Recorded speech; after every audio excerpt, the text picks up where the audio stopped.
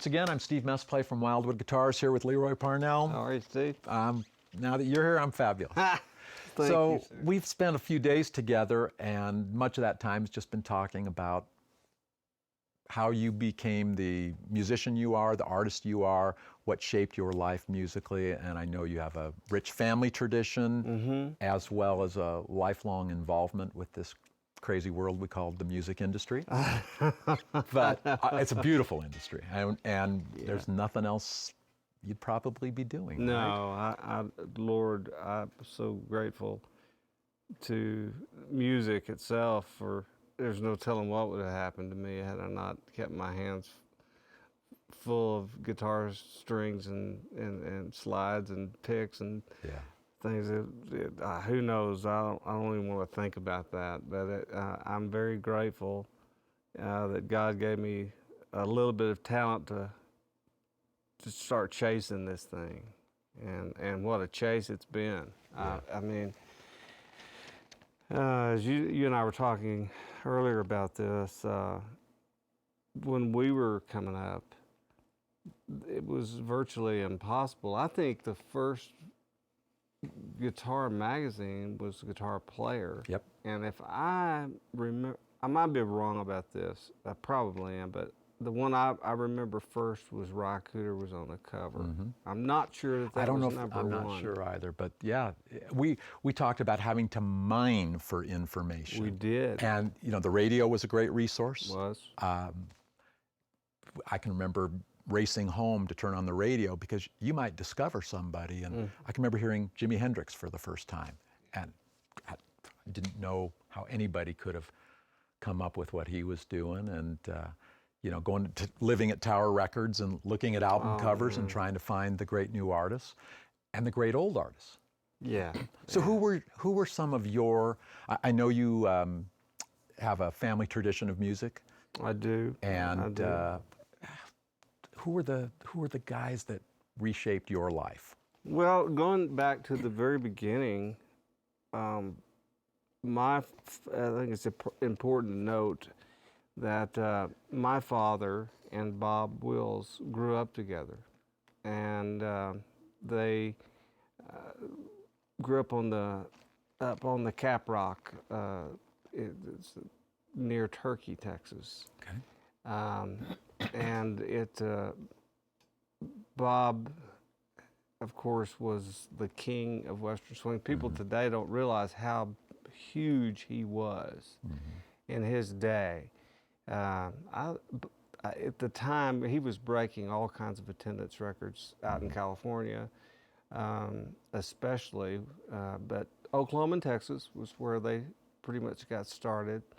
And Dad and Bob both did time on with Dr. Tate's Medicine Show. Traveling, that was doing blackface and doing calls, and they were selling elixir, which Dr. Tate was a doctor. I don't know where he got his degree, Right. but it was mostly alcohol. I'm sure. Yeah. And that was most of those counties, and up in Texas and Oklahoma were all dry. And I know my grandmother certainly would never allow whiskey in the house, but the elixir was medicine. Exactly. It was. And so when those traveling shows would come through,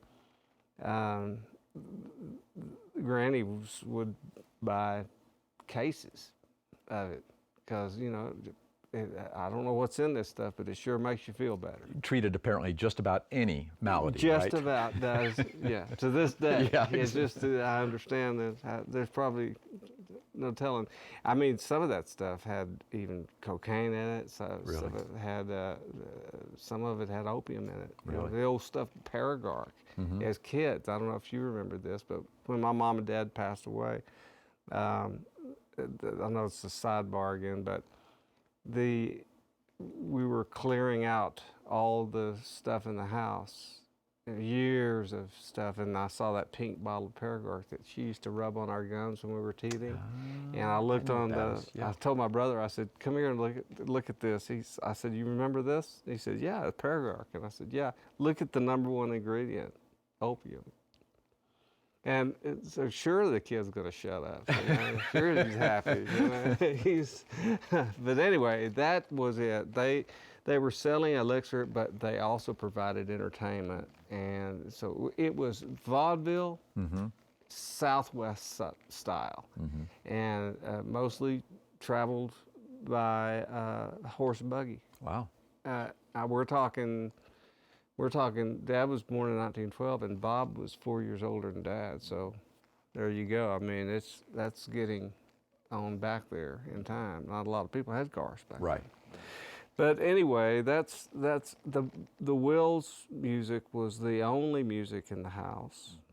Dad was just, and Western swing, of course, was mostly jazz.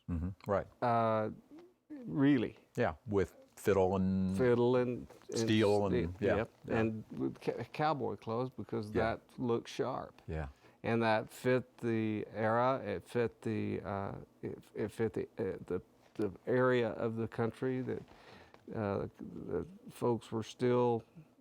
It was cowboy country. Yeah. But the blues was where that's where I first heard the blues, and I remember. And talking to Bob many years later when I became a teenager, he would always have Emmett Miller playing. And if you don't know who Emmett Miller is, you're missing something, because he is the missing link between country and blues and where that thing broke away. And as a matter of fact, the very first, when his album became available, just probably 20 years ago, they found acetates or whatever they had them on, or you heard all these great songs that we've all heard, Trouble in Mind, Right. and just a lot of things, but it was blues, and that's what caught my ear. There was also, in Western swing, there was the fiddle music, and that was the Irish breakdowns and those sorts of things. But Bob's favorite singer was Bessie Smith, and once rode a mule, I believe 25 miles or something, to see Bessie Smith sing live. But Emmett Miller would always be playing. Seemed like when I would come into Bob and Betty's house, and I'd ask him, who's that? And that's Emmett Miller. And Eldon Chamblin? And Eldon was the guitar player Right. in the band, and I was very close to Eldon. And I was very close to all those guys as a kid, because we would travel with them a lot. Dad and I would take a few days off, and we'd ride along with Bob. And so Eldon lots of times would kind of be in charge of watching me, And so I watched him. Yeah. I mean, boy, what a guitar player. Absolutely, yeah. Unbelievable. And it's just a funny guy, a really funny man. And I believe we played with Eldon, James Pennebaker, myself, and I think Vince Canetto was with us. And we were in Tulsa, and we were playing Kane's Ballroom, and we went out to visit Eldon. It was the last time I saw Eldon, and we videoed him. And of course, it was hard to get him to pick up a guitar anymore. He just, he loved being that grumpy kind of guy, but he wasn't grumpy at all. He played it real well, you know. And we did get him to play, and we played along with him, and we did a few little things. He begrudgingly did it, but that probably was the last time he ever played guitar. So some fairly decent musical mentors at an early age, apparently. Very good, very good. Amazing opportunity, and what a Eldon great way to get inspired. He was self-taught. That was the thing. You and I were talking about. These days, it's so easy you can go online. Sure. You can pick up a magazine. You can order how to play jazz guitar, how to play blues guitar. And it's in tablature. You don't even have to learn to read music. No, you don't. And you don't even have to buy the recording sometimes. It's just there. There's notes. But yeah, the guitar was a big mystery. It was. There were secrets that you had to unlock, and some of these folks unlock these secrets a lot better than others. So kudos to you for that. Well, you know, I was just like you. I had a turntable, and I had an ear, and I had a guitar. Yeah. And I would just spend hours in my room pulling back that needle. No, that wasn't it. It was like, you know, whatever it was, you know. If it was the vibrato or whatever, yeah. And it just took forever to figure that stuff out, but you really had to want it. Yes. And to get it. Maybe, you know, I've always thought that maybe we learned it differently because we had to go find it, and that we actually trained our ears to recognize what we were hearing and be able to find it on the guitar instead of just opening a book of tab and going, oh, that's it. How simple is that? Absolutely. Yeah. Absolutely, because you can tell, you know, you can almost always tell the guys who've been to the guitar schools, and won't mention any names, but it's like, yeah, they all kind of sound alike. Yeah. But when we were coming up, Freddie King was really, really big in Dallas-Fort Worth because he lived there. And we could get in to see Freddie once in a while when we would crawl in through the bathroom. There was one club out in Azle, Texas that we used to, there was a bathroom window that generally stayed open, and with enough beer boxes and stuff, you know, from the outside you could climb in through and you could go see Freddie. Wow. And it was just frightening to see that man, and how you could literally feel the place shake when he stomped his foot down. And it would just, you know, and he,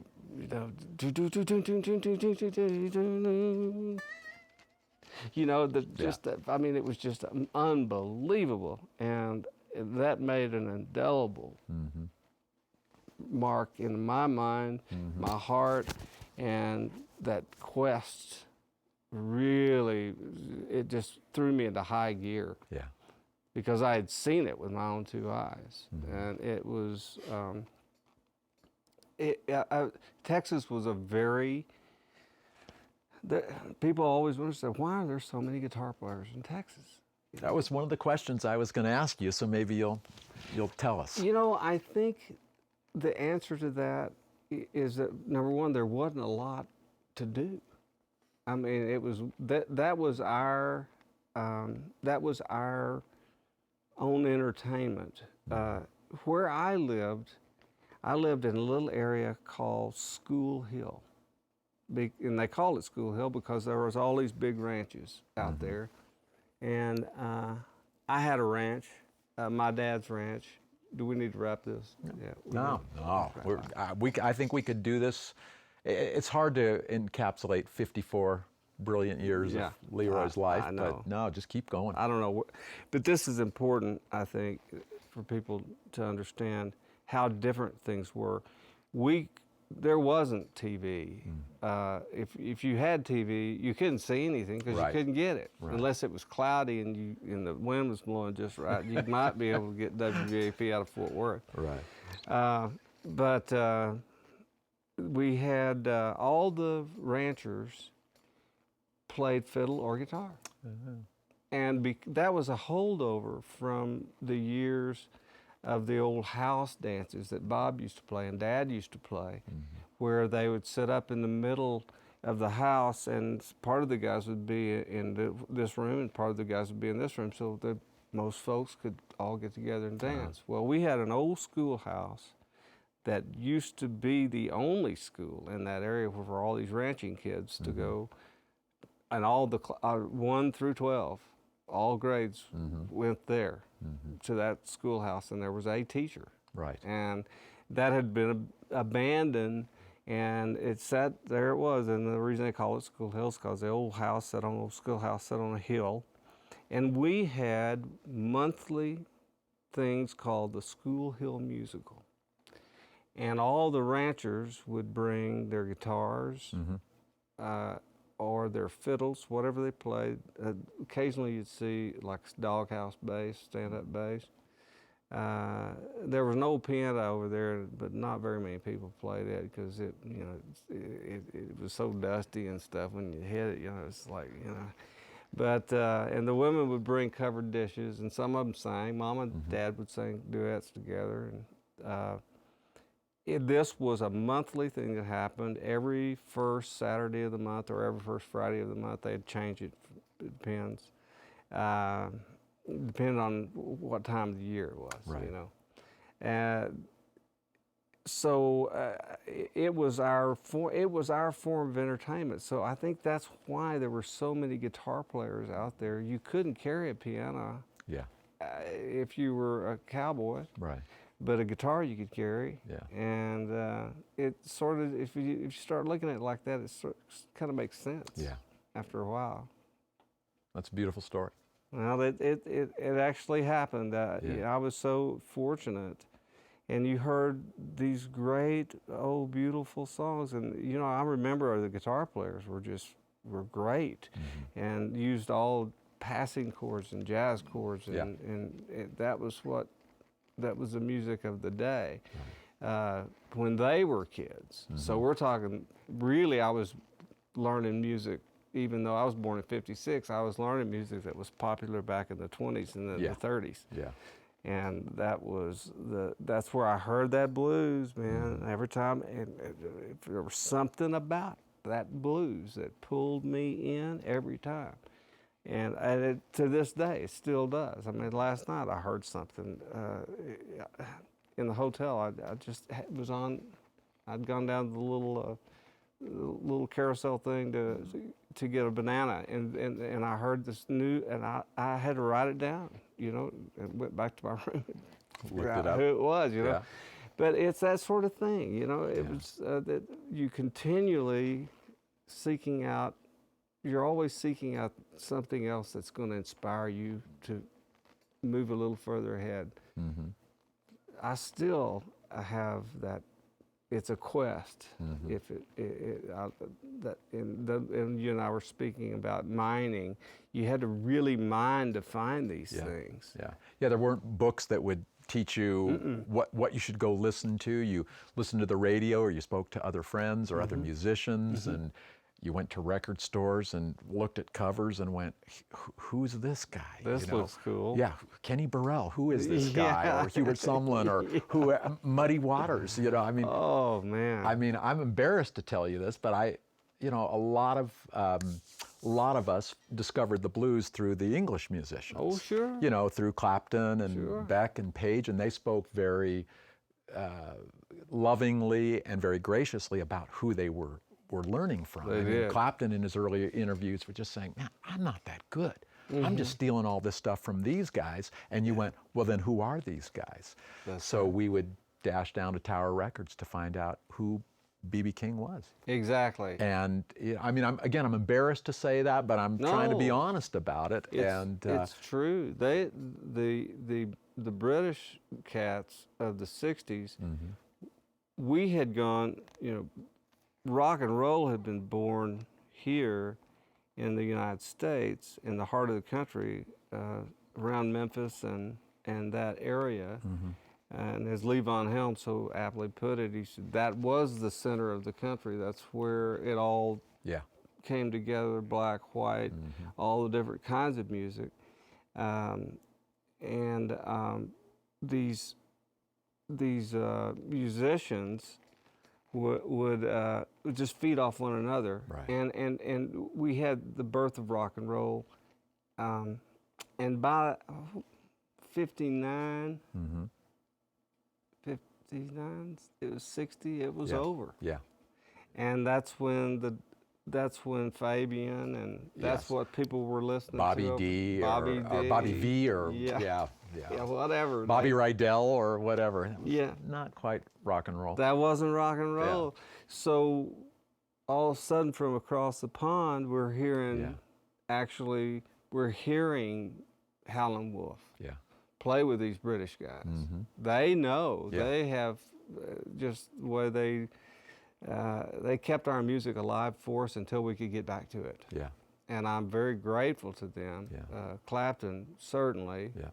And Page and Beck and Peter Green. Peter Green was great. Yeah. Unbelievable. Roy agree. Gallagher. Yeah. Great. Just Paul Kossoff. Yeah. Yeah. And they were the ones that were playing it. And it gave us time to, back here in the United States, by that time, the Southern rock, that wasn't even called Southern rock then, because the Allman Brothers Band really weren't a Southern, they were not a Southern rock band. Right. They were a rock band from the South. But they Big were, difference. yeah, boy, that was an easy way to get your nose broke real fast, is to tell those guys, boy, I love Southern rock. Yeah. Well, go hear some then, Yeah. why don't you? But they picked it up, and Dwayne and Dickie were playing this music, and it was authentic, and it was coming from, they had heard it as kids, and WLAC out of Nashville, and was WLAC out of Nashville, and what it was I'm not Chicago. sure. There was Yeah. another one in Chicago, Clear Channel, so you could hear it all night long. And then, of course, there was the border radio, which was the X, and that was Wolfman Jack, Right. and that was just across the border in Texas, over in Mexico, because the X, in United States, you had the FCC, Right. and you could only go to 100,000 watts, I think it was, and down there, I think they were pumping 500,000 watts, so they were reaching everywhere, Canada, Right. you name it, and they were playing rock and roll. Yeah. And if you were playing rock and roll, it's like Muddy said, the blues had a baby and they called it rock and roll. That's a great statement.